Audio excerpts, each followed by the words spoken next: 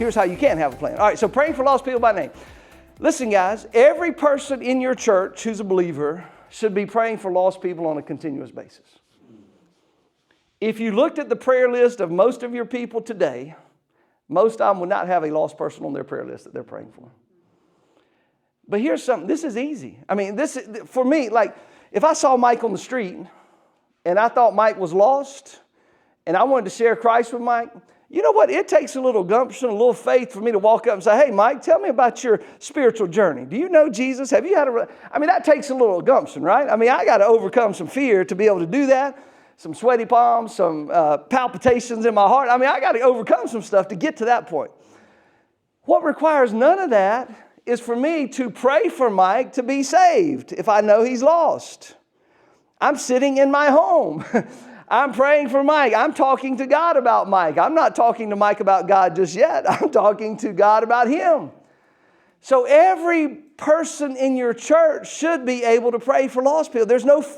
What's the fear level? I mean, there's no fear. So if I help them to identify, okay, who do you know that's lost right now? And you might have to help some people because they might, well, I don't know any lost people. Let me help you. Extended family, friends, neighbors, co-workers, the lady at the grocery store, the person on your grandkids' ball team. I mean, we can help them. Make a list and then just start praying for them. Like I said, if it's once a week, you're praying through your list of those 5 to 10 people, but you're praying for lost people. Every believer should be always praying for lost people by name. Here's the thing. Some pastors tell me, oh yeah, we did Who's Your One last year. What's wrong with that statement right there? Last year, that's right. Okay, that's great. What are you doing? What are you doing now to help your people? See, again, it's great, but I want to do it all the time. There should never be a time in the life of my church where my people are not praying for lost people by name. In fact, if I can get them started on this, what should happen, because the Lord's going to get in it, is that my list keeps growing. But hopefully some people are moving off my list because they're getting saved, but I'm noticing other lost people, they're coming onto my list. You know where Jesus says, hey, pray for laborers to go out in the harvest, and we need laborers, so pray to the Lord of the harvest for him to send them out there. Pray earnestly. I joke with people. I say, a lot of y'all pray that prayer thinking, I don't have to go myself. I'll just pray for other people to go out there and get it. That's what I'm going to do. But here's the reality. When I pray that prayer, the first and heaviest conviction falls on me first. Get yourself out in the field first. But here's what the reality is. When I get out in the field and I'm working the field, you know what happens? I begin to notice lost people everywhere. Sort of like driving your new car off the lot. You think nobody has it, and then you see 10 on the way home. When you get focused on lost people, all of a sudden you begin noticing lost people all the time. And then, though, you also begin to notice the great need out in the field. And that's when you get earnest about, Lord, send more people. God, help me. Lord, I'm going, but will you help me to lead others to go out there and help in the field too? And so I'm just saying, praying for lost people by name should be something. The burden for lost people in my life from this point forward should never lessen. Because if you ever get a mind for it and a heart for it, amen, it's only going to go greater because you're going to see a greater need until you die and go to heaven. Yeah. Listen, nobody in this room should be worried about your eternal conviction because I believe all of you guys are saved. So I know full well when I die, whenever that might be, flooding waters out there, who knows? But it may be today, it could be 20 years, 30 years down the road. I know where I'm going. And so my only concern in the meantime is how many people can I take with me? And so my burden is always going to grow greater until Rick Warren's dad. Have you ever heard that story Rick Warren tell? And his dad on his deathbed, he's crying, and Rick Warren's like, why? Just one more for Jesus. Just one more. His burden at his death was still as great as it ever been. So, praying for lost people by name. Y'all got to quit holding me up, man. Y'all are holding me up. I'm getting stuck here, all right? So that's the first element. Liz, that's the first. I want in my plan, my strategic plan is going to include a plan to help every one of my members begin to pray for lost people by name. You say, well, how do I do it? Well, first thing is I preach on it. Hey, we're going to pray for lost people, y'all. At the end of that sermon, you know what my response time is going to be? Hey, there's a card in your bulletin, and get that card out. And I want you to think about all the lost people you know. Write them on that card. And if you'll commit to begin to pray for them by name, I want you to come down to this altar. We're going to have prayer here at the altar. That's a good way to kick it off. But y'all know what happens as pastors? Sometimes we just move on. Okay, we did that, man. Move on to the next thing. And those cards end up under the seat. They end up in the trash can. People forget about it. They don't ever do it. We're trying to make it a habit. So you know what I'm going to do a couple weeks later? Hey, guys, y'all remember a couple weeks ago we made those cards? Get out your card right now. We're going to take some time right here in the worship service to pray for our lost people on our card. If you hadn't had a card yet, there's one in your pew rack right there. Let's fill it out right now and you pray. I want to make it a habit. Do you know what we're going to do in our Sunday school class? We're going to talk about in our prayer time in Sunday school. Hey, who are we praying for as a class that's lost? I'm going to have somebody in there keeping track of the lost people we're praying for. Do you know what we're going to do on Wednesday nights at our prayer time?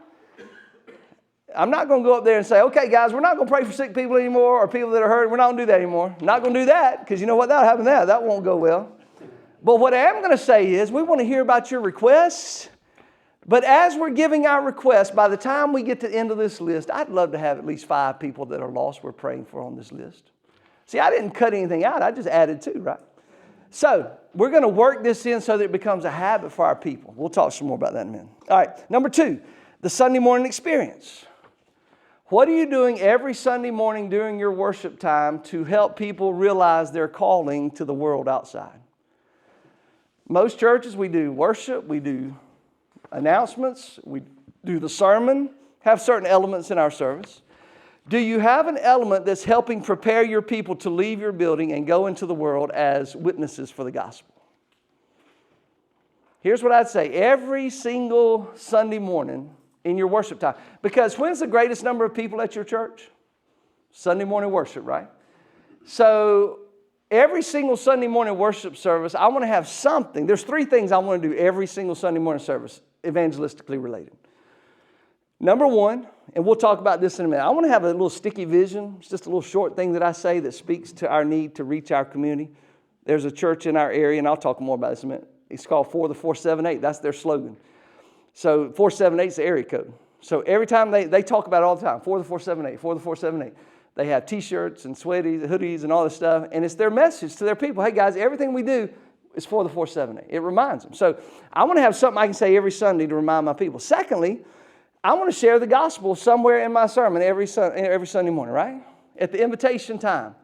When you're wrapping up your sermon, I'm going to have whatever I'm preaching on that Sunday, marriage, maybe I'm doing a marriage sermon. Hey, you might be struggling in marriage. Come down. We'd love for you to come and pray at the altar. We have people here pray for you. And so if you need some help in marriage and you want to implementing some of these things, just come pray. But you know what? You may be here today and you've never heard how much Jesus loves you and what He's done for you. Can I just share what Jesus has done for you? I'm going to take 2 or 3 minutes, share the gospel, give people a chance to respond. Guys, woe be to me as a pastor if a lost person steps into my building and they don't hear the gospel. I mean, that should be every Sunday somehow, some way. I'm not saying every message is an evangelist up there hammering. I'm not saying that.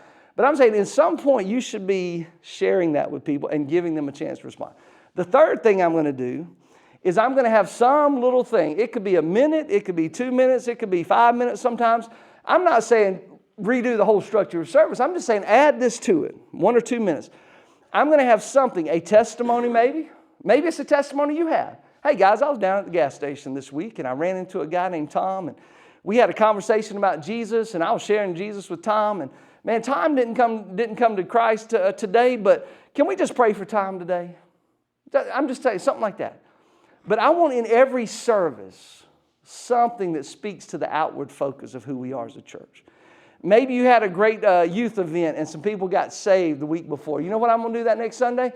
Hey guys, man, we had a great youth event. 5 kids got saved, and they got saved because some of our teenagers invited them to come to that event. You see what I'm doing there?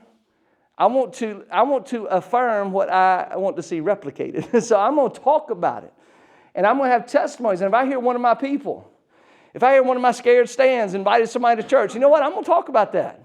Hey, old Bobby, man, invited his friend to come to church the other day, and he came. How exciting is that?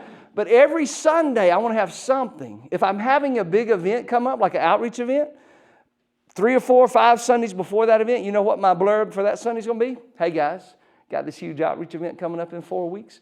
Who are you praying for right now that needs to be here and you're going to invite? Let's pray for them right now. Take a minute in my service, pray for them. So I want something every Sunday. That's the Sunday morning experience. I want to make sure that my people are hearing what we want to be about. All right, number 3, personal evangelism. And we'll come back around to this in just a minute. I'm going to blow through this. Personal evangelism is just evangelism training.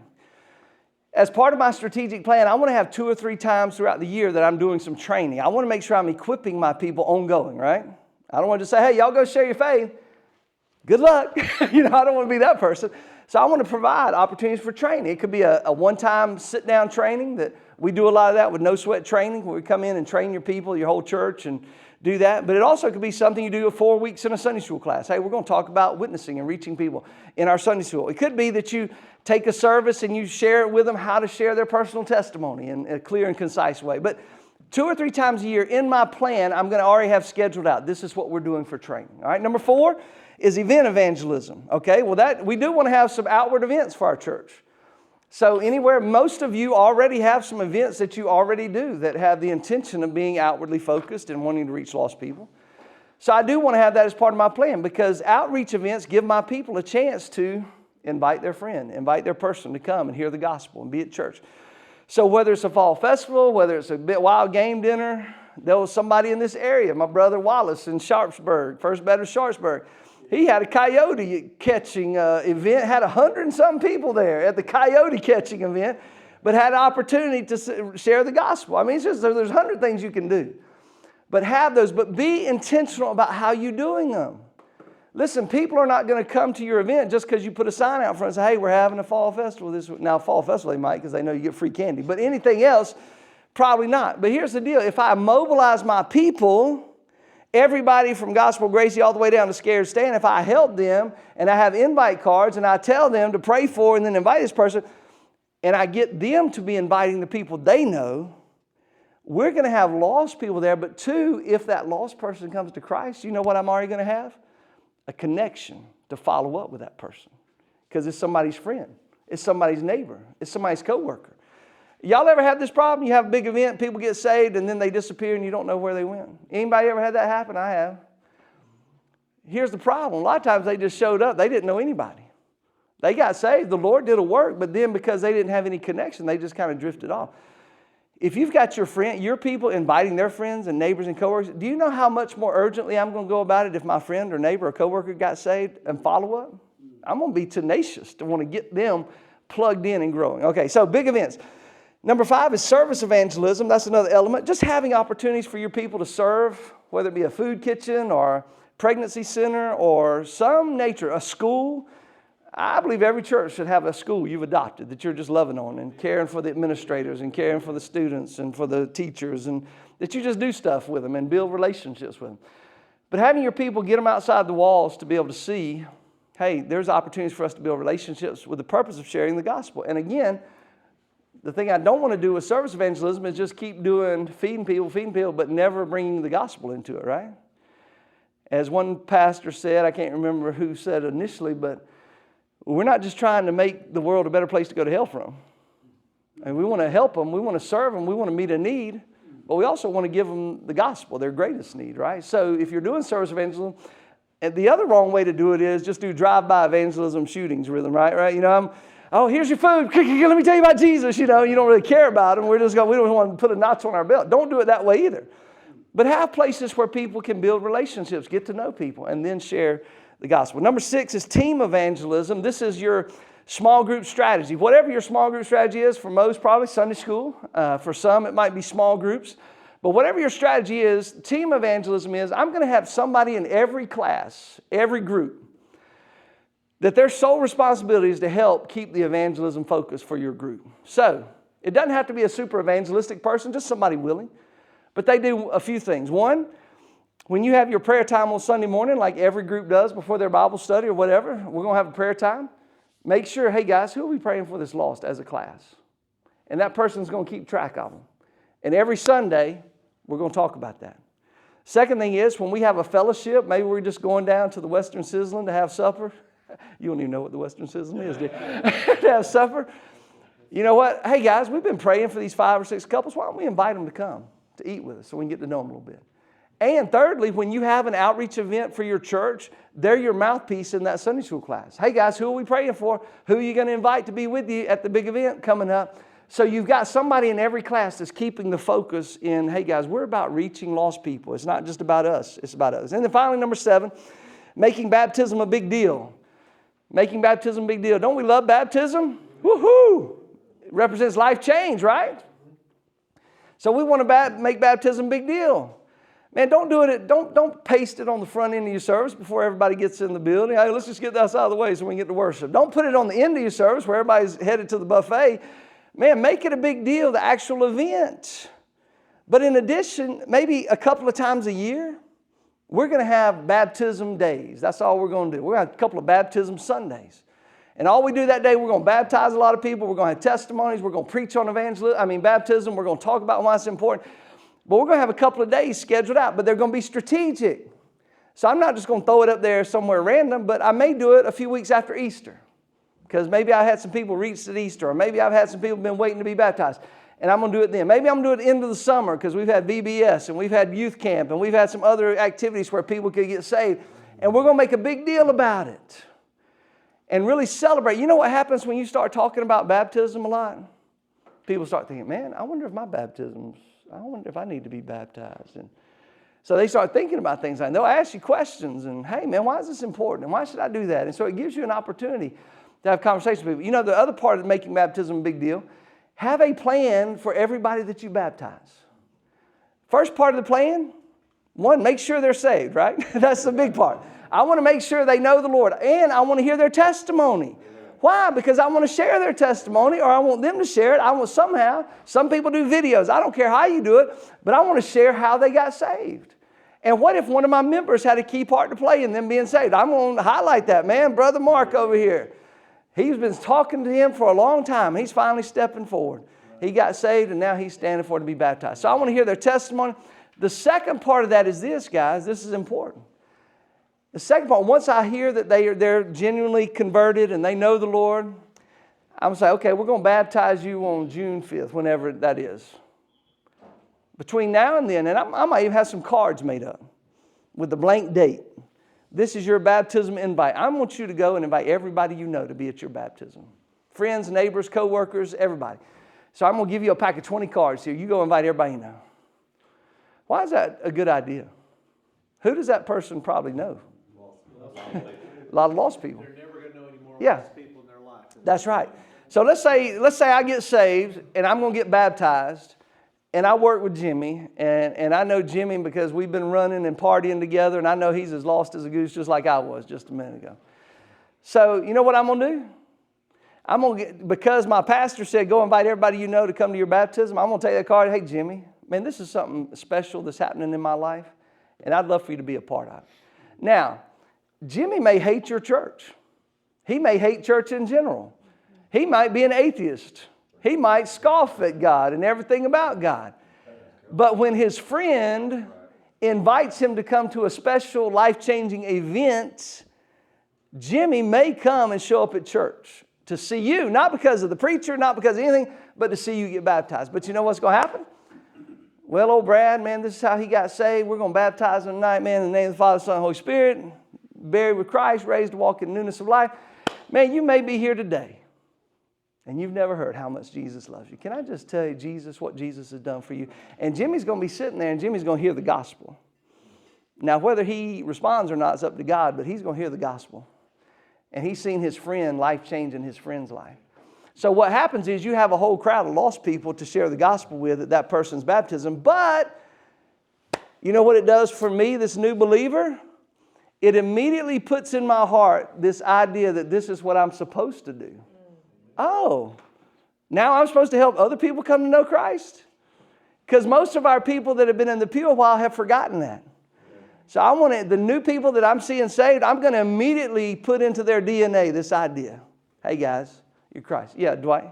At our last baptism, December, 2 people from a young lady's family gave their life to Christ immediately after her baptism.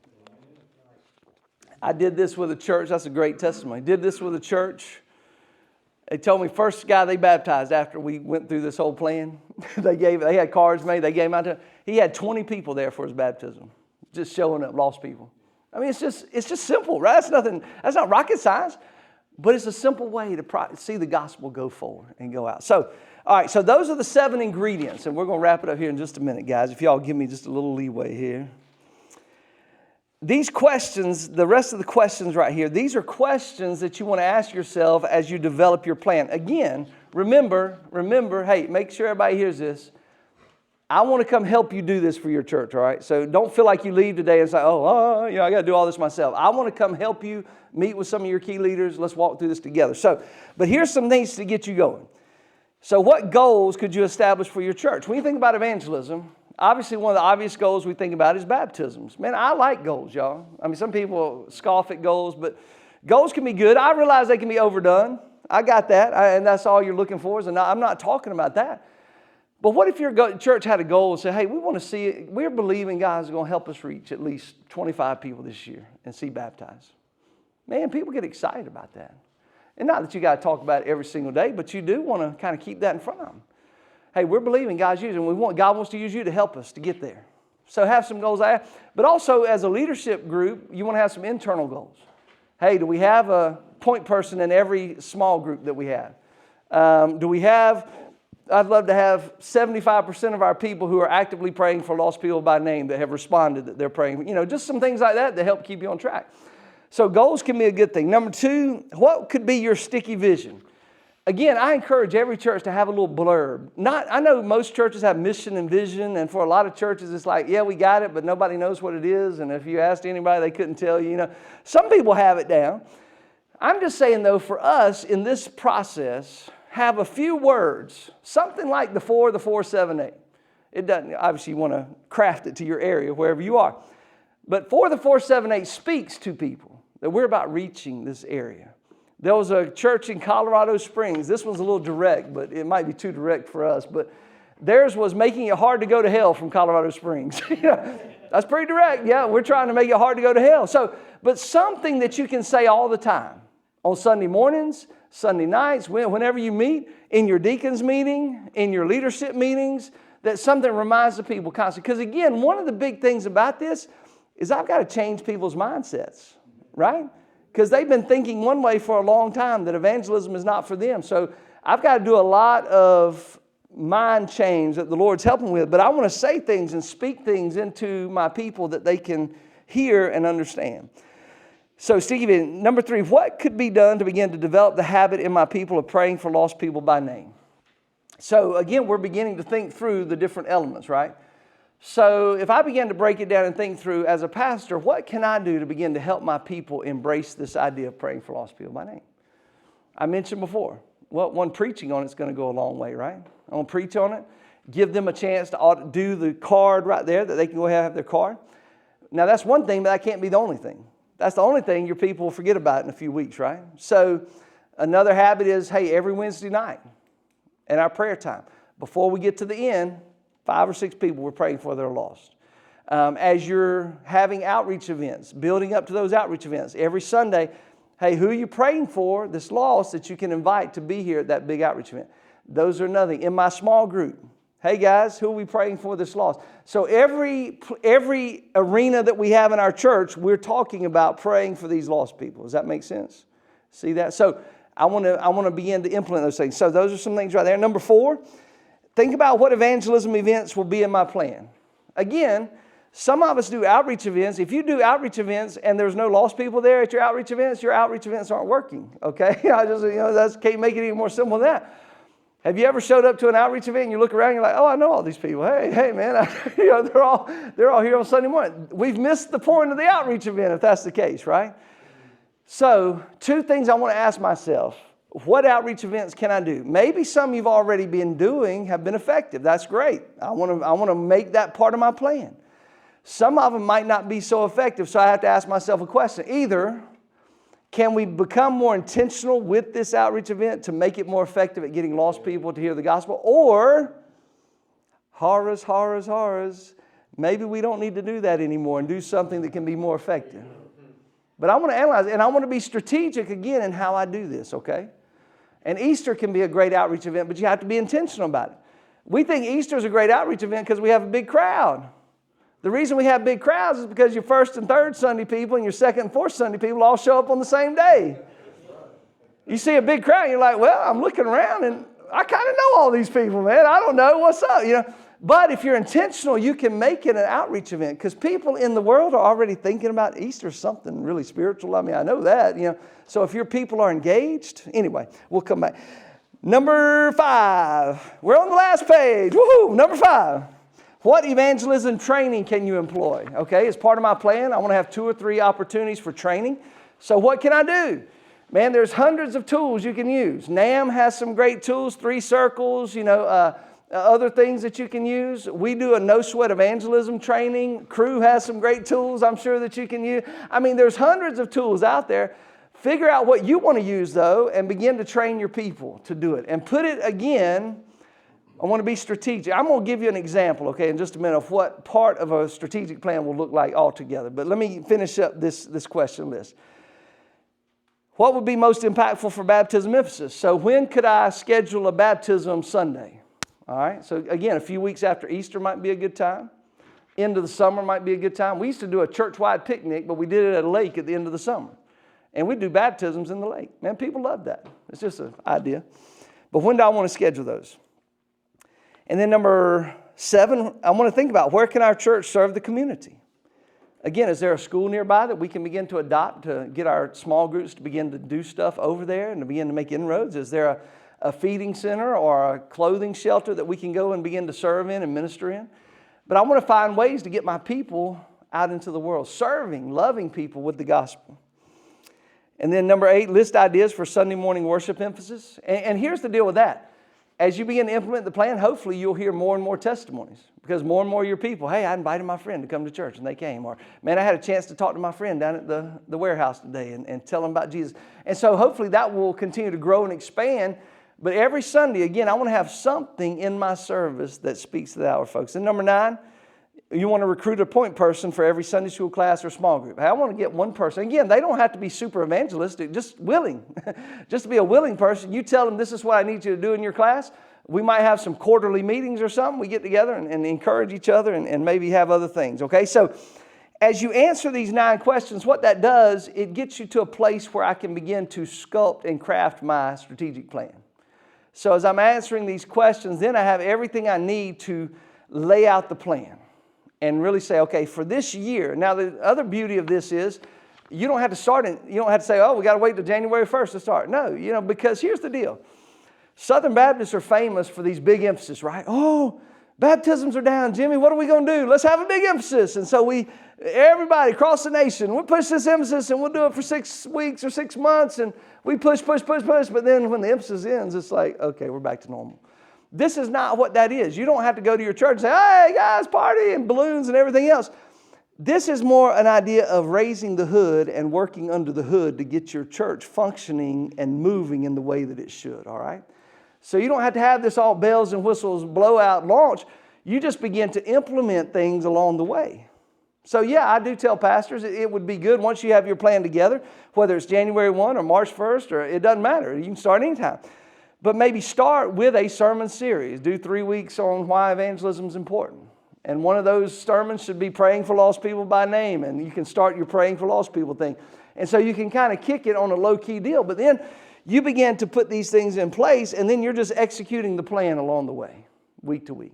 So it's not a plan that's going to cost you, well, you can do it for $5,000. We'll get this. It's not, it doesn't need to cost you any more money.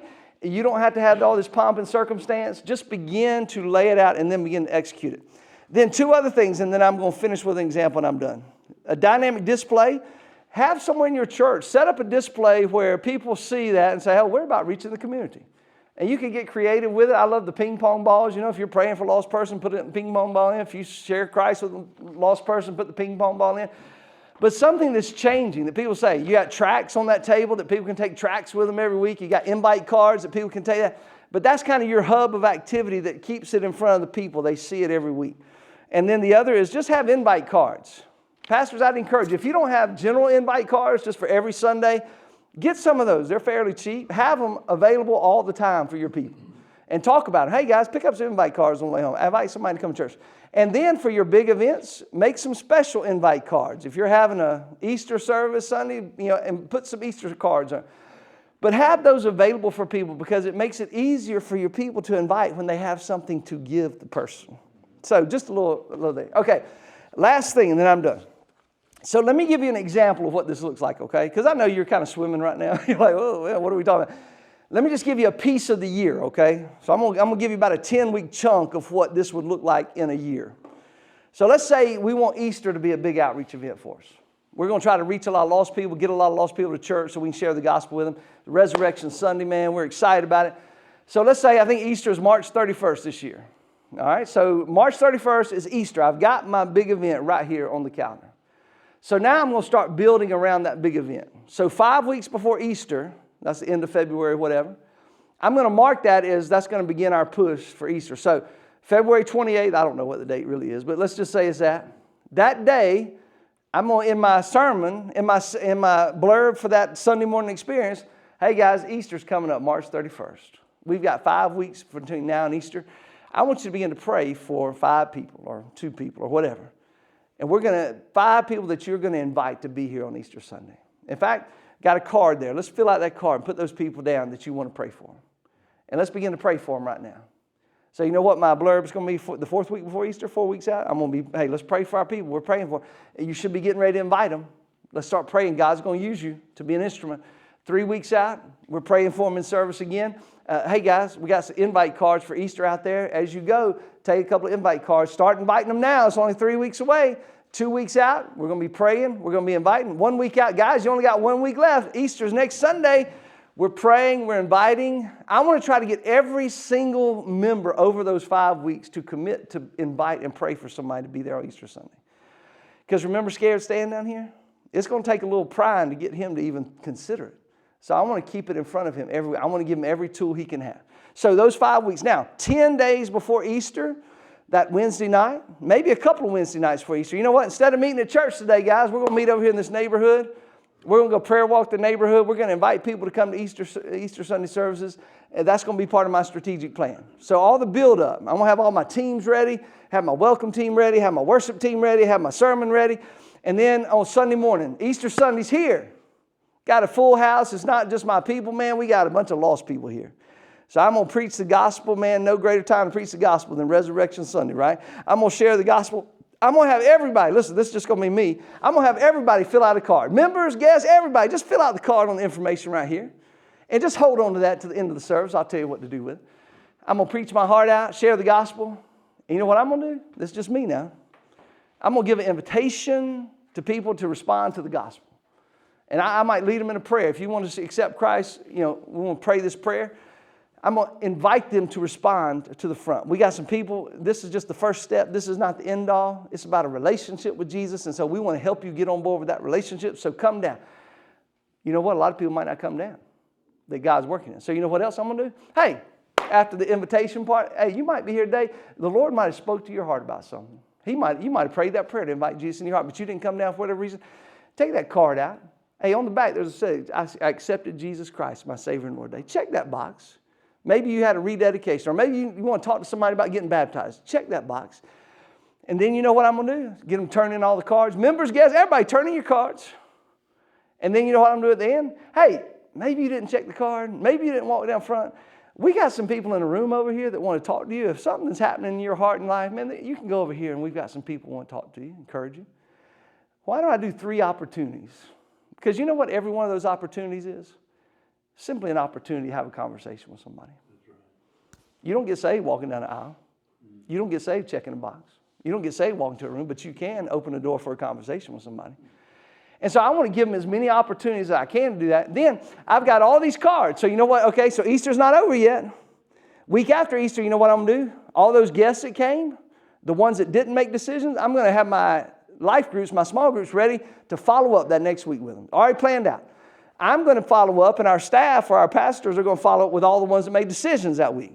We're going to contact them, get with them, talk to them about it. The next Sunday, you know what my blurb in the Sunday morning service is going to be? Man, praise the Lord. Y'all know what happened on Easter Sunday because you invited your lost friends. We had 20 people come to know Christ. And then it's going to be awesome. We're going to see God do some great stuff. That Sunday morning after church, you know what I'm going to have? I'm going to have a lunch for all the people who made decisions last week to invite them to come back. And we're going to have a class. Just what's the next step? What do I do to begin to grow in my faith? But I'm not through with Easter yet. Hold up, y'all. 3 weeks after, already planned in my strategic plan, I'm going to have my baptism Sunday. That baptism Sunday is for anybody that made a decision at Easter. It's for the kid that made a decision at youth camp last summer that hadn't been baptized yet. It's for the kid that went to VBS last year, got saved, but hadn't made. It's for the person that's just never been baptized. Everybody and anybody, this is for you. Come talk to me if you want to get baptized. We're going to celebrate, have a big celebration. But wait, we're not through with Easter Sunday yet, because you know what? Before school's out, well, since it's so early this year, March 31st, sometime in April or early May, do you know what I'm going to have scheduled as part of my strategic plan? An evangelism training event. And I'm going to have it scheduled. Now, why am I going to have it scheduled? Because here before Easter, you know what I've been doing? 5 weeks. Invite. Pray for lost people. Get them to come. Invite them to come. Let's say little old scared Stan finally, because of all that, invited somebody to church. And let's say, lo and behold, miraculous of miracles, his friend came. Stan's over the moon. Because he invited a friend, something he's never done before in his life. He invited somebody to come to church, and they actually came. He's fired up. For some of us, that's no big deal. We invite people to church all the time. But for Stan, it's a big deal. And so you know what I'm going to do? I'm going to say, man, Stan, that was so awesome. Your friend came to church. Wasn't that cool? That was incredible. Man, that was so fired up. I've never seen anything like that before in my life. Hey, in a few weeks, we're going to have an evangelism training class. Man, I'd love for you to come to that training class so you can continue to grow and maybe learn some more about how to share your faith. And there's even more that God could do through your life. Oh, really? Okay, I might check that out. Now, let me ask you a question. Is Stan more or less likely to come to my evangelism training because his friend came to church on Easter Sunday? He's going to be more likely, right? Because he's fired up. Do you know what? If people get a taste of actually seeing God use them, they tend to want more of that. They're like, oh man, this is pretty cool. You know, God used me. And so, but that's it. So that's 10, 11 weeks of part of your strategic plan, how that would look for that 10 to 11 weeks. So what we do is we just carry that out for the whole year. So we build around your big events, but we connect everything. So again, y'all remember my 2 key words? Intentional and continuous. That it's a continuous, gentle push on the backs of the people that are there. All right, I'm done. All right, so I'll hang around as long as you want me to. Listen, I want to come help you though, okay? So I'm here to come. I'm telling you. In fact, I'm begging you. Let me come help you put a plan together for your church.